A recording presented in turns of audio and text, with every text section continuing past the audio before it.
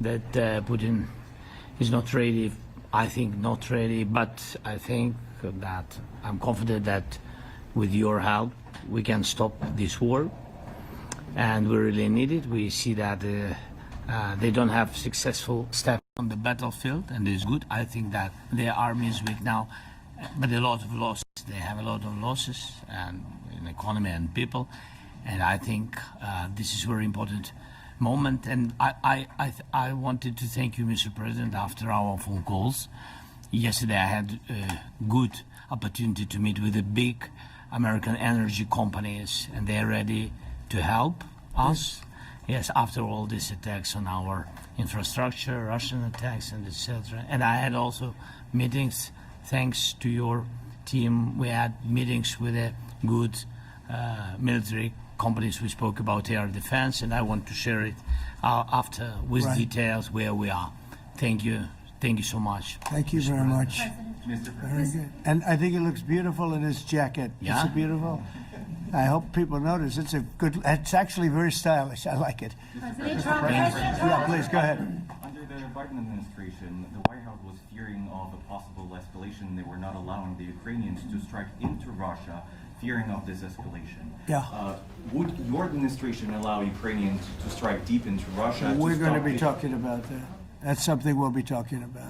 You're right. It's an escalation, but we'll be talking about that. Mr. President. Will President Zelenskyy join you in Hungary to meet President Putin?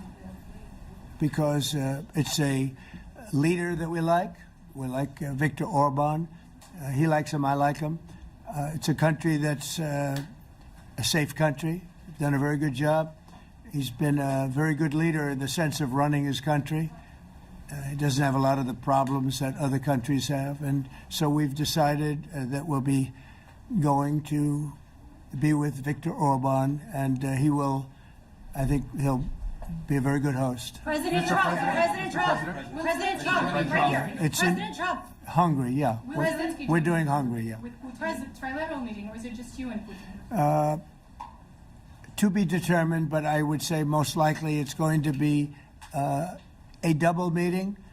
It'll be a double meeting, but we will have the President, Zelenskyy, in touch. There's a lot of bad blood with the two presidents, and I'm not speaking out of turn when I say it. It's a very difficult situation. You know, we just settled the war, and after thousands of years, I guess. People say anywhere from 500 to 3,000 years, and I was in rooms, as you saw, because you were with me, a lot of you were with me last week, with leaders that didn't like each other, but they were able to get along. These two leaders do not like each other, and we want to make it comfortable for everybody. So one way or the other, we'll be involved in threes, but it may be separated. President Trump. Mr. President. President Trump. Was he what? Where are you from? From Ukraine. We actually had a Okay, good. conversation with me Good, yeah. today. What if Mr. President Putin doesn't agree to peace in Hungary? What do you do then? Do you have... Well, let's see what happens. I mean, you know, what if? I think he will. I think that President Putin wants to end the war, or I wouldn't be talking this way. I think he wants to end the war. I spoke to him yesterday for 2.5 hours. We went through a lot of details. He wants to get it ended. I think that President Zelenskyy wants to get it ended. Now we have to get it done. President Trump. President Trump. Kara Castronova from Lindell TV. And although I love asking you questions, today my question is for President Zelenskyy of Sure. Ukraine. Go ahead, please. Thank you. Our President Zelenskyy, President Trump, just brokered a peace deal in the Middle East that all Americans, both sides of the aisle, are very proud of. But to meet that deal, both sides had to make concessions. Our president has stuck out his neck in many ways to make a peace deal for your war as well. What specific concessions are you willing to make to end this war with Russia? Will you give up joining NATO? Americans have foreign war fatigue, and our president, as he said, we need our tomahawks too. To me. Yes, you, President Zelenskyy. Thank you very much. That's some question. Right? So many questions Thank you. in one. Thank you very much for your question. First of all, I think we need to sit and speak. The second point, we need ceasefire. Even now, you see in the Middle East, it's very difficult to hold ceasefire. Everywhere, in every war, it's very difficult. We want peace. Putin doesn't want. That's why we need pressure on him. We will speak with President today what we need. We understand what we need to push Putin to negotiation table. And as I said previously, so we are ready to speak in any kind of format, bilateral, trilateral, doesn't matter. Matter just peace. This is important. And we don't speak about NATO or NATO. For Ukrainians, it's very important. Of course, it's our decisions of allies to decide where we are. But are you willing to give Yes, up but joining the NATO? most important thing for people in Ukraine, which are under each day's attacks, to have really strong security guarantees. NATO is the best, but weapon is very important. Allies on our side is very important, and between us, for us, bilateral security guarantees between me and President Trump is very important.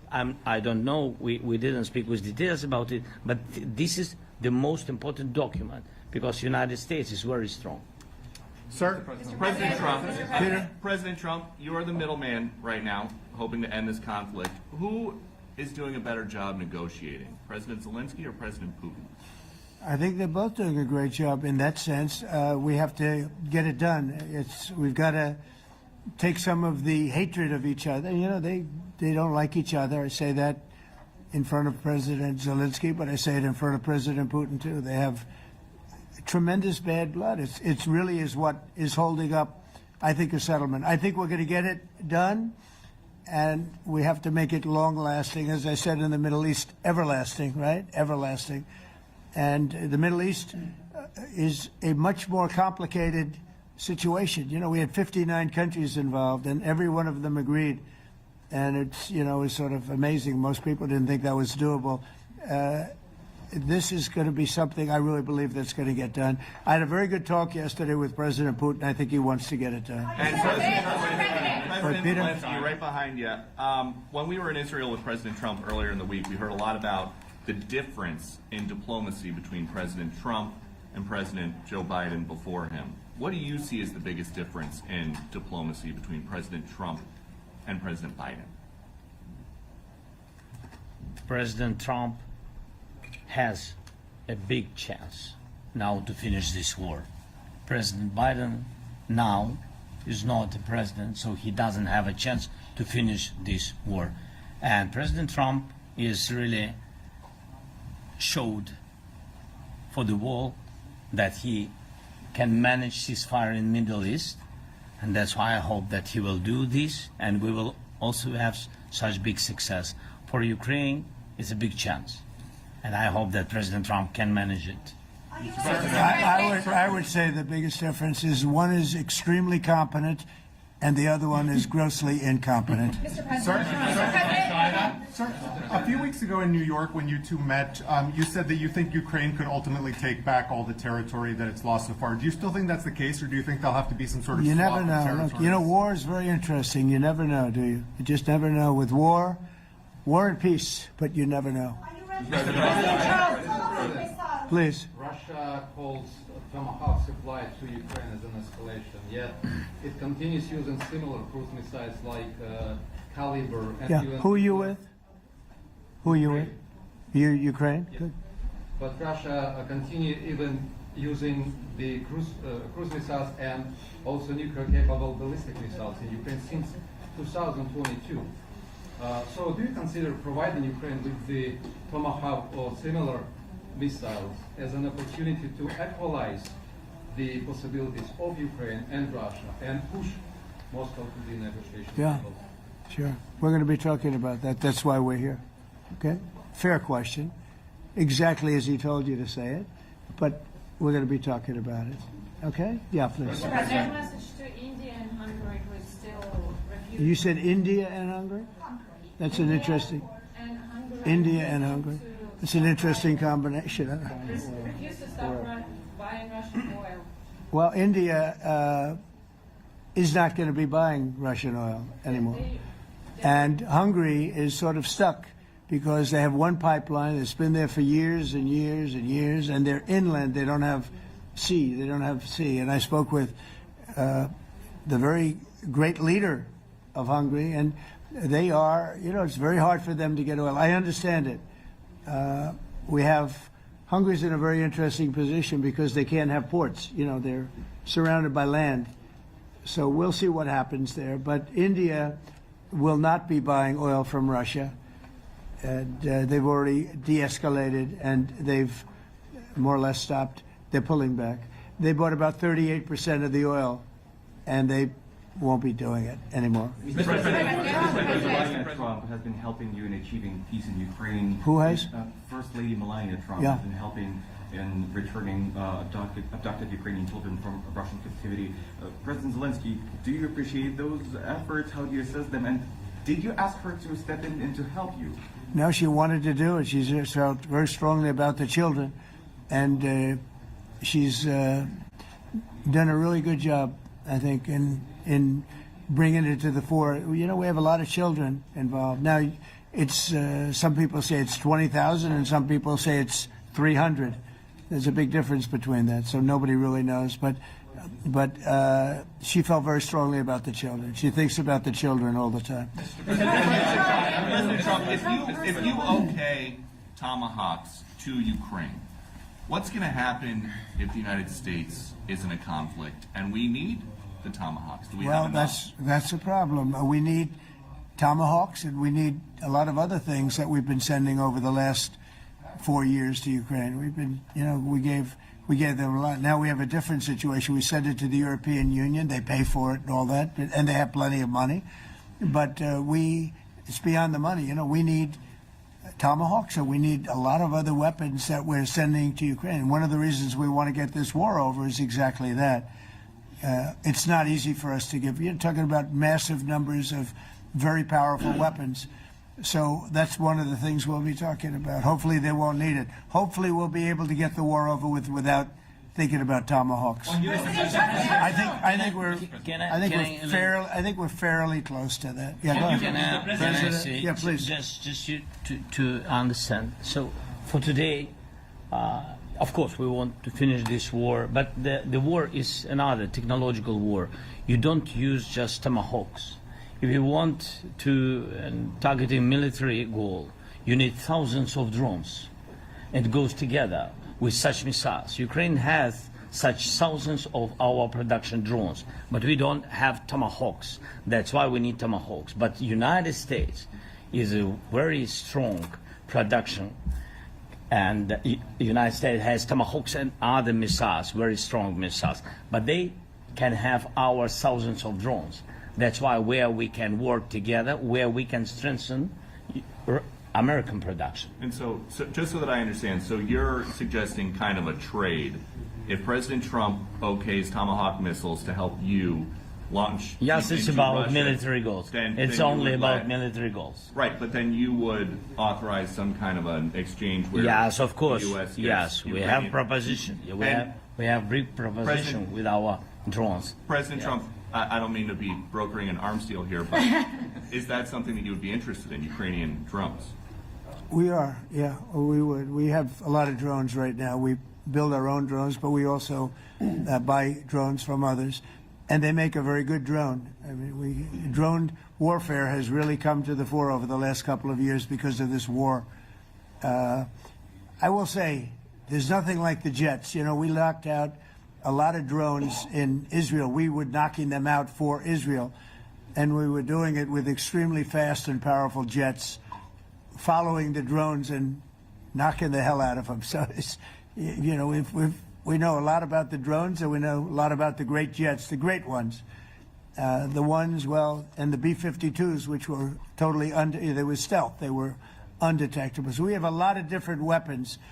And, I have an obligation also, though, to make sure that we're completely stocked up as a country, because you never know what's going to happen in war and peace, right? You never know what's going to happen.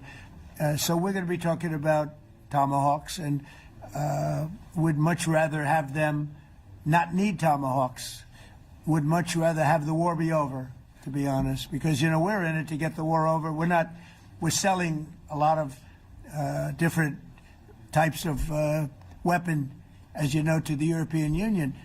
We're not in it for that. We're in it to get it over. We're losing thousands of people a week, thousands of people, Russian, Ukrainian, and mostly soldiers. I mean, mostly soldiers.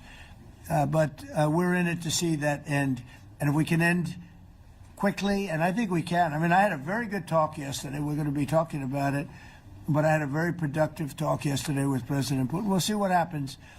But the war in the Middle East was far more complicated. We got that one done. And I think we have a good chance. I think President Zelenskyy wants it done, and I think President Putin wants it done. Now all they have to do is get along a little bit. Can you give us an update on the trade negotiations with China, or perhaps Secretary Best? Yeah, I will, and I'm going to let Scott do that. But I think we're doing very well. I think we're getting along with China. China would like to have something. As of this moment, we'll be meeting in a couple of weeks. We'll be meeting in South Korea. You think myself. Will go forward? I think so. It looks like it's going forward. I think so. They want to meet. We like to meet. I have a very good relationship with President Xi, and we're going to see what happens. But, you know, for years we were taken advantage of by China very badly. We were losing hundreds of billions of dollars a year to China. We really built their military, if you think about it. The kind of money that presidents allowed to be lost to China was just insane. And then when I came into office, as you know, I put very severe tariffs. So we took in hundreds of billions of dollars in my first term from China. Biden let that go because it was so much. He let it continue, but he gave all sorts of exceptions. And by the time you looked at it, Scott, I would say it wasn't the same thing. He would give an exception for anything. If you got up and went out to dinner, he'd give you an exception. So it wasn't the same thing. But I put on very serious tariffs. So we took in hundreds of billions of dollars. And then I left office. The election was rigged. I left office, and that was the story. Now I come back, and we are in a very strong position because of tariffs. We're in a very powerful position because of the fact that we have tariffs. If we didn't have tariffs, we would be in a very weak position. We would be in a weakened state. But with tariffs, we've made hundreds of billions of dollars, not only from China, but from others. And China wants to talk, and we like talking to China. So we have a very good relationship, and we're going to be meeting in South Korea in a couple of weeks. And I just got back from a long trip. I'm going on another long trip. And Scott, you want to say a few words on that, please? Yes, sir. So the entire relationship stems from the great respect that the two leaders have for each other. China did a substantial, unprovoked escalation last week. We were unable to get in touch with them. Since then, it's been IMF World Bank Week. They have had working level people here there have been meetings. The Vice Premier, who is my counterpart, and I will be speaking this evening at around 8:30, 9 o'clock. And then he and I and a delegation will meet in Malaysia probably a week from tomorrow to prepare for the two presidents to meet. So I think that things have de-escalated. We hope that China will show the respect that we have shown them. And I am confident that President Trump, because of his relationship with President Xi, will be able to get things back on a good course. Is the hope for that meeting with you and President Xi some kind of trade deal then, or could be? More Look, I think we're in a very strong position. I think we're in a very strong position. We're getting, as you know, as of November 1st, I could move it up if I wanted, a 100% tariff over and above what we get now. So that would make it about 157%. And China doesn't want that, and they want to talk, and we're talking. And I think we'll make a deal that will be good for both. I think we will do something. But you have to understand, we never got anything from China. It was a one-way street. For many years, for decades, it was a one-way street. And they became rich because of the United States. And frankly, presidents that, let's be nice, they didn't know. They just didn't know. They didn't understand what was happening to them. But I understood it. I understood it long before I ran for politics. I used to watch in amazement at how stupid our country was, how stupid they were. And we're not stupid anymore. And that includes with the European Union, that includes with Japan and South Korea. All we want to do is be treated fairly. But the fairly is hundreds of billions and even trillions of dollars coming into the United States. And it's our national security is secure because of tariffs. If we didn't have tariffs, we would have no national security. So it's very important. Will you seek China's help in ending the war in Ukraine? Do you need them to put pressure on Russia? I'll be discussing that, but I'd love to see it ended before that. President I mean, I think we have a chance of ending the war quickly if flexibility is shown on behalf. And again, we're not losing people. The United States is not. We're not losing people. We're not spending money. We're getting paid for the, ammunition and missiles and everything else that we're sending to the European Union, but to NATO. But it's very similar. If you look at the countries, I mean, it's very similar. And we just made a very fair trade deal with the European Union, and what we wanted, and we made a very good deal with NATO too. They pay for all of this. That's not what we're in this for. We're in it to save thousands of lives every week.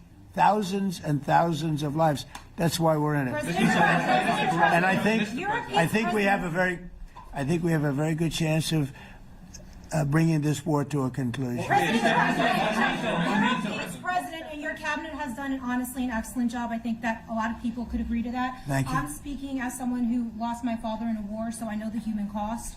What would your advice be to American leaders, to world leaders, to neocons, to TV hosts who often speak about conflict in abstract or strategic terms rather than the human cost and the human terms? Look, my only statement is we have to get together. It's a very small group of people. It's the president, and the president. Okay, 3 presidents. And I'm the mediator president. And I'm mediating not an easy situation. It should be easy, but it's a lot easier when people understand each other, when they get together, and when they like each other. We don't necessarily have that situation as far as like is concerned.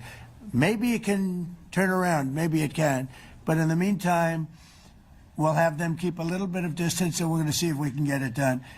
This is number 9, okay? This will be number 9 for me. I've solved 8, including the Middle East. I've solved 8. This, I thought, would have been among the easiest. We solved, President Putin mentioned yesterday Armenia, all of the different wars. He said it was amazing but the big one that he was surprised that we were able to settle was the Middle East. He thought it was incredible. He was very generous in that sense. This should be something we're able to settle, and I think we will be able to settle. Brian? On that note, you will go down as the peacemaker, no doubt, and you will resolve this war. Well, we resolved 8 others. It's funny how people say that. If you get this one, every time I do one, they forget about that one. I solved 8 wars. Go to Rwanda and the Congo, talk about India and Pakistan, look at Thailand, look at all of the wars that we solved. And every time I solve one, they say, if you solve the next one, you're going to get the Nobel Prize. I didn't get a Nobel Prize. Somebody got it who's a very nice woman, very nice. I don't know who she is, but she was very generous. So I don't care about all that stuff. I just care about saving lives. But this will be number 9. But every time I solve one, they said, sir, if you solve one more, you're going to be known as a peacekeeper. So to the best of my knowledge, we've never had a president that solved one war.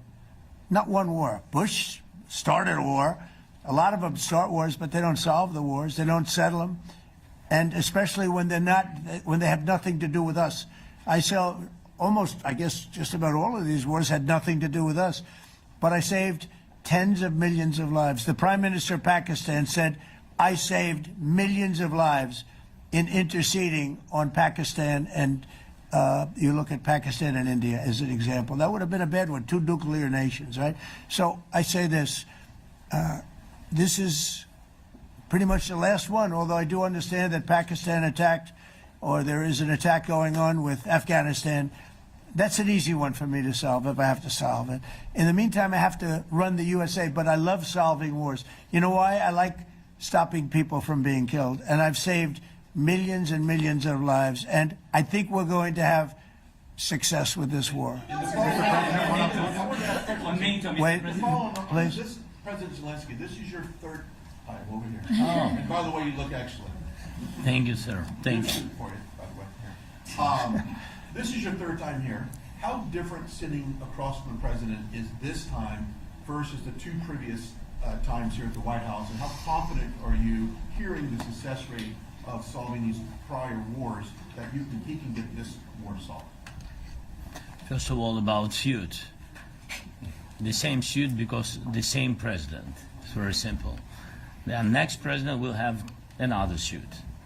Yes, about our relations with President Trump, I think we have important dialogues, and I think we begin to understand each other.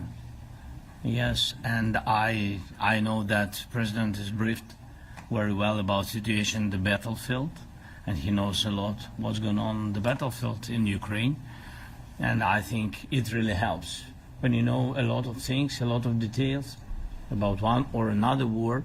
It helps a lot, but we are still in war, and I hope we can manage. You are being clear that there are some countries that are not meeting their commitment.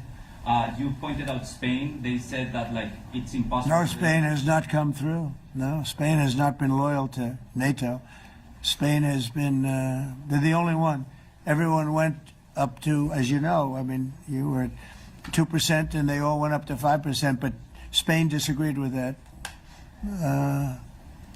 I think Spain should be reprimanded for that. I think it's very bad that they did that, but that's up to them. That's up to NATO and Spain. They cannot be expelled from NATO. Can they or not? They cannot, according to the treaty, but they also claim that they are protected by the European Union umbrella for trade. Well, the other people, many of the other countries are in the European Union too. They're not complaining, right? President, tell you that Putin is serious. That's of interest. Mr. They're President. protected. Yeah, please go ahead. Thank you, Mr. President. Do you think you can carry the momentum from the Middle East deal over to this deal? And if I do. So, how does that move the needle? Yeah, I do. I think we carry a lot of momentum, a lot of credibility. Getting Middle East done was very important. Nobody thought it could be done. That was one nobody thought could be done, and we got it done. And a lot of that was the big hit that we put on Iran with respect to the nuclear. They took that was an unbelievable military maneuver, the B-2s, and many other planes involved, by the way, but the B-2s. Yeah, I think nobody expected that to happen, and you know we had 59 countries involved, and these were countries very diverse. You had Arab, Muslim, Jewish. You had every country, Christian.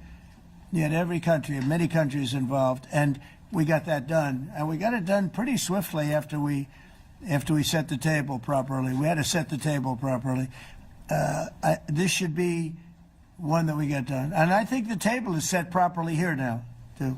And it'll be a great honor. It'll be a great honor to get it done. And the Ukrainian people are great, and the Russian people are great. And obviously they have much in common, as we understand. They have a lot in common. So it'll be a great honor to get it done. Yeah. On Venezuela, there are survivors from your latest boat strike. What happens to those survivors? Well, I'll ask Marco to discuss that possibly. Yeah, it's well known there's an ongoing narco-terrorist operation the United States has been conducting. As far as details of any recent strikes, we're not prepared here to announce all those details, but you'll get that information here very shortly. And how are there survivors when these are meant to be lethal attacks? Yeah, again, I mean, we're undertaking these operations against narco-terrorists. That's what these are. These are terrorists. Let's be clear. And but as far as the details of any recent operations, when we are prepared to announce those, we will, as the president has consistently done. So you may get something on that later today. Let me ask you, that was in a submarine, right? We attacked a submarine, and that was a drug-carrying submarine built specifically for the transportation of massive amounts of drugs, just so you understand. This was not an innocent group of people. I don't know too many people that have submarines, and that was an attack on a drug-carrying, loaded-up submarine. Yeah. On Putin, is it your belief, as Mr. Zelensky said yesterday, that the threat of tomahawks and costs, as Secretary Hicks had put it, is that bringing him to the table, the fact that it's kind of a carrot and a stick? I don't know what's bringing him to. I think he wants to make a deal. That's all. I can't tell you what's bringing him. Sure, that's the threat of that is good, but the threat of that is always there. Tomahawks are very dangerous weapons. They're incredible weapons. If you like warfare, it's one of the most accurate. You know, we hit 30 Tomahawks in Iran after the B-2s did their damage. We sort of gave it a little capper with 30 Tomahawks from a submarine, quite far away actually. But they're an amazing weapon. They're a very powerful weapon, but they're a very dangerous weapon. And it could mean big, escalation. It could mean a lot of bad things can happen. Tomahawks are a big deal.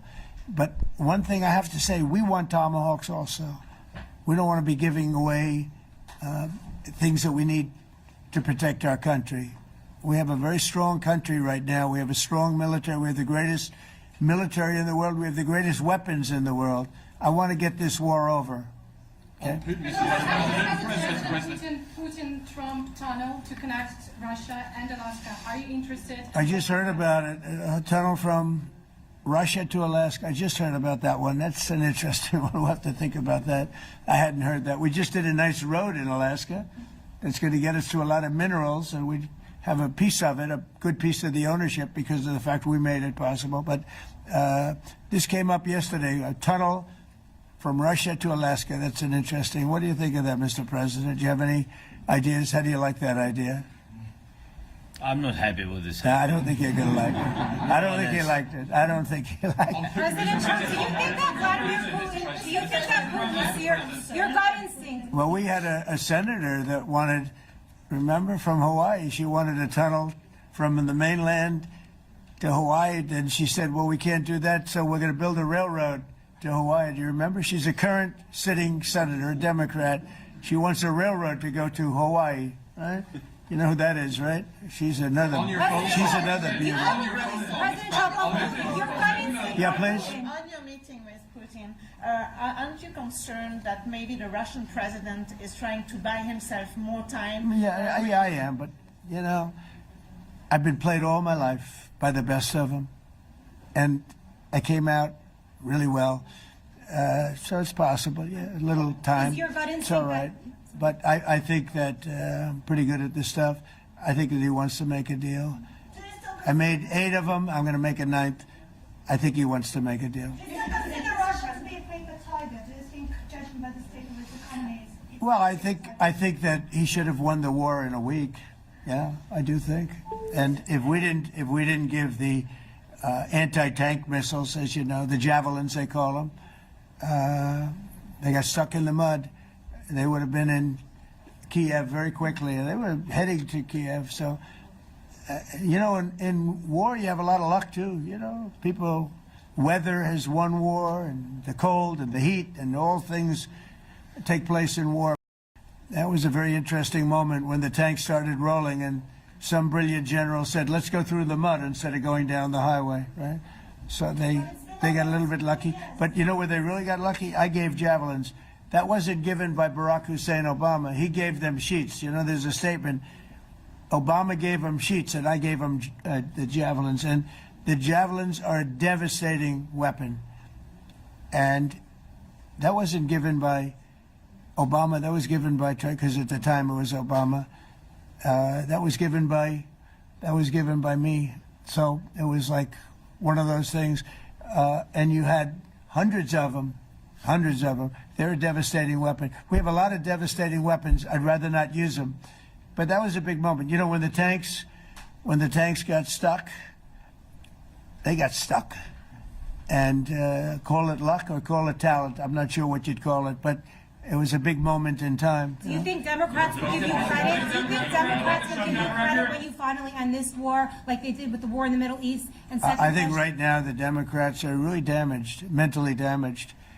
They want to take $1.5 trillion with a T, $1 trillion and give it to people that invaded our country. They came into our country illegally from prisons, from from mental institutions, gang members.